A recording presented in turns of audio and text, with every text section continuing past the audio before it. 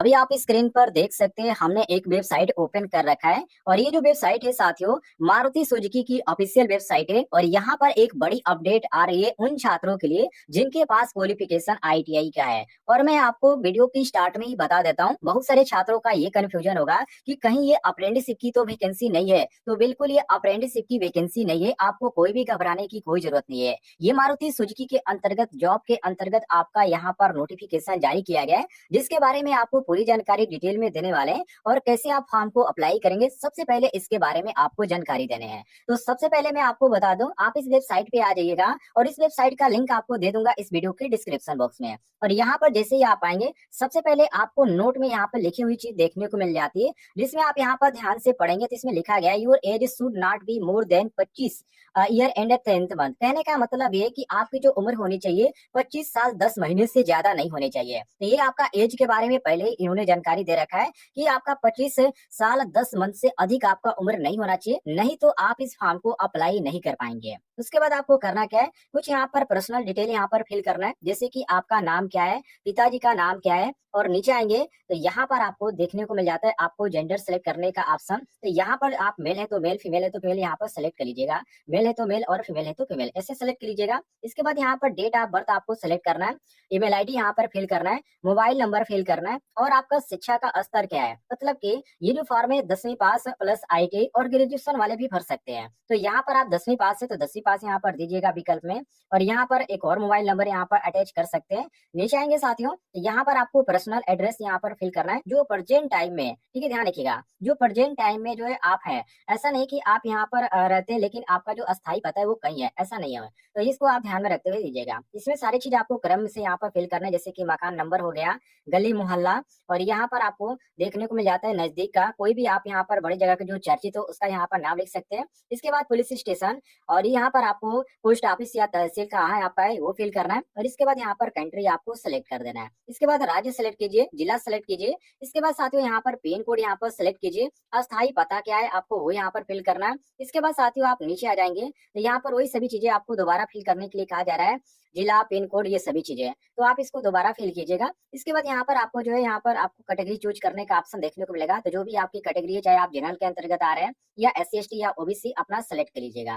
तो जो भी आपकी कैटेगरी होगी आप यहाँ पर सेलेक्ट कर लीजिएगा। मूल निवासी आप कहाँ के हैं, मैंने किस स्टेट के रहने वाले हैं, जैसे कि मैं इस पे क्लिक किया तो देखिए आंध्र प्रदेश है, अरुणाचल प्रदेश, असम, बिहार, छत्तीसगढ़, दिल्ली, गोवा, गुजरात, सभी राज्यों की यहाँ पर आपको देखने को मिल जाती है लिस्ट। तो जो भी आपका राज्य होगा आप यहाँ पर सेलेक्ट कर लीजिएगा। इसके बाद साथियों वैवाहिक स्थिति आपका क्या है, मैरिड है या अनमैरिड है, आपको यहाँ पर सेलेक्ट कर देना है, या यहाँ पर आपको सेलेक्ट करने का ऑप्शन देखने को मिल जाएगा। ब्लड ग्रुप क्या है, ब्लड ग्रुप आपको नहीं मालूम है तो कोई भी सेलेक्ट लीजिएगा, बाद में संशोधन हो जाएगा, कोई भी दिक्कत नहीं है। आधार कार्ड नंबर और यहाँ पर पैन कार्ड होगा तो फिल कीजिएगा, नहीं होगा तो कोई भी यहाँ पर आपको फिल करने की जरूरत नहीं है, छोड़ दीजिएगा। अब साथियों यहाँ पर आते हैं जो कि यहाँ पर क्वालिफिकेशन पर। तो अब यहाँ पर क्वालिफिकेशन में आपको सारी चीजें यहाँ पर फिल करनी होगी, जैसे कि आप किस कॉलेज से आपने किया उस कॉलेज का नाम आपको यहाँ पर फिल करना है। इसके बाद यहाँ पर आएंगे तो नियमित या भ्रष्टाचार है आप, तो आपको यहाँ पर फिल करना है, मतलब कि रेगुलर कंडीशन में है या यहाँ पर अदर है तो आपको यहाँ पर फिल करना है। तो सभी लोग रेगुलर ही फिल करते हैं, कोई जरूरी नहीं है, आप ध्यान रखिएगा। इसके बाद यहाँ पर आपका जो कोर्स है कितने मंथ का है ये आपको फिल करना है, ये सभी चीजें आपको यहाँ पर फिल करनी पड़ेगी। ग्रेजुएशन वाले भी अप्लाई कर सकते हैं और यहाँ पर आईटीआई वाले भी अप्लाई कर सकते हैं, ध्यान से देखिएगा।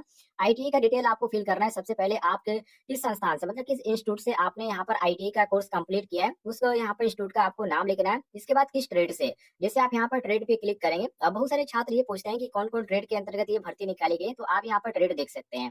इलेक्ट्रीशियन वाले भर सकते हैं, फिटर वाले, वेल्डर ट्रेड वाले, और नीचे आप आएंगे साथियों तो यहाँ पर आपको painter, motor mechanic vehicle, diesel mechanic, machinist, और नीचे आप देखेंगे तो यहाँ पर आपको plastic processing operator, automobile technician, automobile manufacturing ST, और यहाँ पर आपको sheet metal turner, tool and die, foundry man, और यहाँ पर ट्रैक्टर मैकेनिक और अदर ट्रेड भी आपको देखने को मिल जाते हैं। बहुत सारे ट्रेड है जिसमें आप अप्लाई करना चाहें तो अप्लाई कर सकते हैं, आपके ऊपर डिपेंड करता है। इसके बाद आपका आईटीआई किस प्रकार का है, मतलब कि गवर्नमेंट का है या प्राइवेट का। तो जो भी यहाँ पर आपका कॉलेज होगा, प्राइवेट होगा तो प्राइवेट सेलेक्ट लीजिएगा, गवर्नमेंट होगा तो गवर्नमेंट सेलेक्ट लीजिएगा।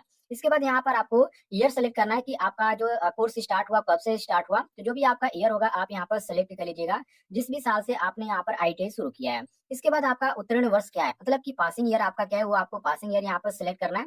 इसके बाद साथियों यहाँ पर पूछा जा रहा है कौन से, मतलब कि आप एनसीबीटी से आईटीआई के हैं या एनसीबीटी से, ये आपको सिलेक्ट करना पड़ेगा। इसके बाद साथियों आप नीचे आ जाएंगे, यहाँ पर सिलेक्ट करने के बाद तो आपका अंक कितना प्राप्त हुआ है, कुल अंक कितना है, ये सभी यहाँ पर फिल करना है। और यहाँ पर आपसे पूछा जा रहा है कि अप्रेंटिस डिटेल, तो यदि आपने अप्रेंटिस किया होगा, ठीक है, ध्यान रखिएगा, तो आप इस पे क्लिक करेंगे। तो इसमें पूछा जा रहा है कि यस आपने किया है या नो, मतलब कि आपने नहीं किया। तो नहीं किया हो तो नो पर सेलेक्ट कर लीजिएगा, यदि किए होंगे तो आप यस पे क्लिक कर सकते हैं, जो नहीं किया वो नो पे क्लिक करेंगे।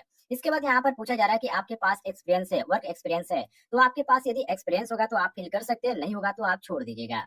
इसके बाद यहाँ पर पूछा जा रहा है डिजिट यूएन, जो यहाँ पर आपको फिल करना पड़ेगा, जो कि ये आपका जो है यहाँ पर अवेलेबल है, इसको आप यहाँ पर जरूर फिल कीजिएगा। इसके बाद साथियों आप यहाँ पर आ जाएंगे तो परिवार के सदस्यों का यहाँ पर पूरा डिटेल आपको फिल करना पड़ेगा कि उनकी उम्र क्या है, उनका नाम क्या है, वो क्या करते हैं, ये सभी चीजें आपको यहाँ पर फिल करनी पड़ेगी। तो सभी चीजें ध्यान दीजिएगा, ये आपको यहाँ पर जरूरी है। यहाँ पर आप जो सिंगल उस पे चूज करेंगे तो यहाँ पर पत्नी का नाम यहाँ पर पूछा जा रहा है, बच्चों का नाम, तो ये आप छोड़ दीजिएगा, इसको कोई भी जरूरत नहीं है, इसको आप बिल्कुल छोड़ सकते हैं।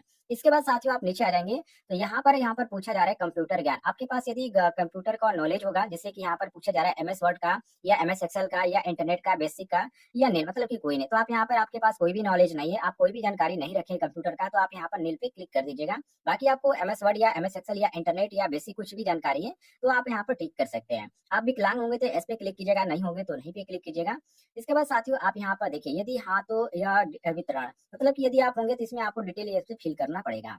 इसके बाद ये सभी चीजें आपको फिल करना है, कोई यहाँ पर ज्यादातर यहाँ पर जानकारी नहीं पूछा गया, बिल्कुल सिंपल चीजें पूछा गया है।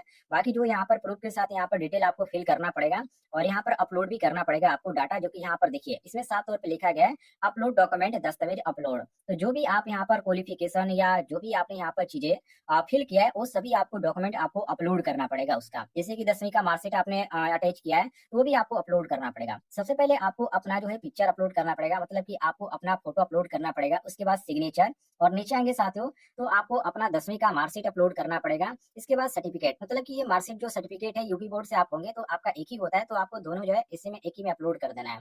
इसके बाद यहाँ पर आईटीआई का मार्कशीट पूछा जा रहा है, तो मार्कशीट और सर्टिफिकेट आप क्रम वाइज अपलोड कीजिएगा। इसके बाद यहाँ पर पैन कार्ड, इसके बाद यहाँ पर मार्कशीट कहा जा रहा है जो कि 12वीं का, यदि आप 12वीं पे नहीं यहाँ पर अटैच कर रहे हैं तो आप छोड़ दीजिएगा। जो आपके पास होगा आप यहाँ पर अटैच कर दीजिएगा, जो आपके पास नहीं होगा आप उसको छोड़ दीजिएगा। और इसके बाद आपको क्या करना है, यहाँ पर देखिए, यहाँ पर आपको क्या करना है, इस पे आपको टिक कर देना है और यहाँ पर सेव वाले ऑप्शन पे क्लिक कर देना है। बस आपका जो फॉर्म है वो अप्लाई हो गया। तो इस तरह से आप मोबाइल के द्वारा भी अप्लाई कर सकते हैं, कोई भी दिक्कत नहीं है। और कोई भी कंफ्यूजन होगा तो कमेंट बॉक्स में पूछ लीजिएगा, आपको जानकारी मिल जाएगी।